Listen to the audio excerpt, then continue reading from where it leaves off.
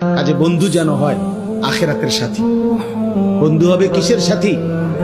বন্ধু হবে আখিরাতের সাথী, বন্ধু হবে জান্নাতের সাথী, বন্ধু হবে নেক কাজের সাথী। ঠিক আছে ইনশাআল্লাহ? নেক কাজের। আল্লাহ কোরআনে বলছে, ওই যে আয়াত, ওই আয়াতে আল্লাহ বলছে নেক কাজের বন্ধুরা আমি আল্লাহ তাদেরকে ডাক দেব হাসরের ময়দানে, ইয়া ইবাদি, হে আমার বন্ধুগণ, বান্দাগণ, লা খাউফুন আলাইকুমুল ইয়াওমা ওয়ালা আনতুম তাহজানুন, আজকে তোমাদের কোনো ভয়ও নাই, চিন্তাও নাই। এরপরে আল্লাহ বলবে উদখুলুল জান্নাতা আনতুম ওয়া আজওয়াজুকুম তুহবারুন। বাহ!